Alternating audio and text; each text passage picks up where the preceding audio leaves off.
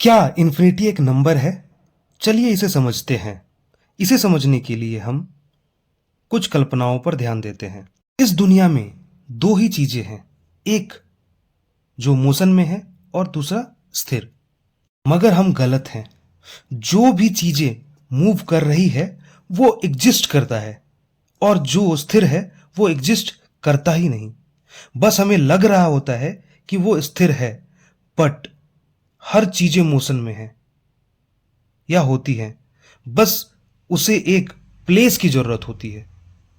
जैसा कि प्रोटॉन के चारों ओर इलेक्ट्रॉन चक्कर लगा रही होती है, मगर न्यूट्रॉन ही एक ऐसा प्लेस है जो उसके घटक हैं।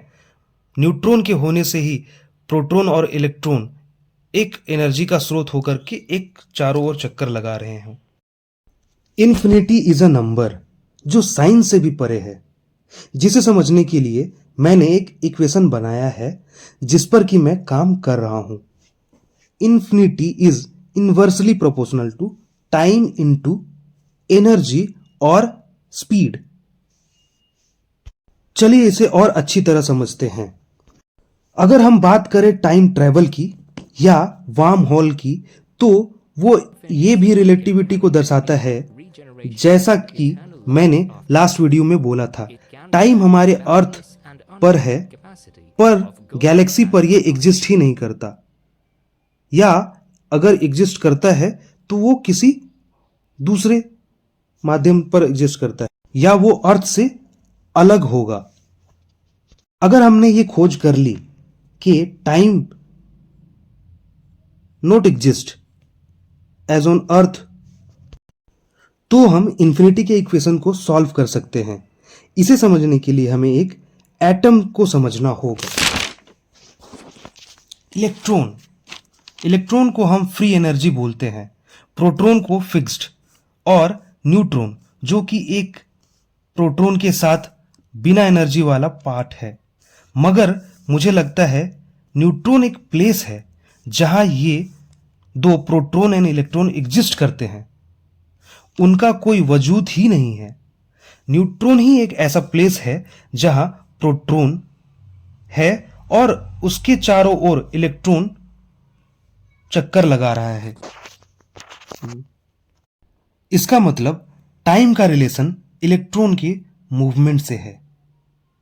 प्रोटॉन तो एनर्जी का स्रोत है, मूव तो इलेक्ट्रॉन कर रहा है। तो टाइम क्या है? टाइम एक इलेक्ट्रॉन का मूवमेंट है जो पैरेलल है। Is time equal two electron into velocity. अगर टाइम एग्जिस्ट करता है तो वो इलेक्ट्रॉन और स्पीड कांस्टेंट स्पीड से रिलेटिव है। जैसा कि अल्बर्ट आइंस्टाइन ने प्रूव कर लिया है, time does not exist, relativity. तो अगर क्या होगा कि हम टाइम को अनपैरेलली देखें। अगर हम इस इक्वेशन से देखें तो unparalleled movement of electrons time travel का निर्माण कर सकता है, जिसका मतलब रिलेटिविटी दर्शाता है। अनपैरेलल स्पीड ही टाइम के अगेंस्ट को मोड़ सकता है, जिसका मतलब हम फाइनली इन्फिनिटी के इक्वेशन के साथ मैच कर सकते हैं। That means infinity is inversely proportional to time into speed and energy is equal to energy in constant velocity.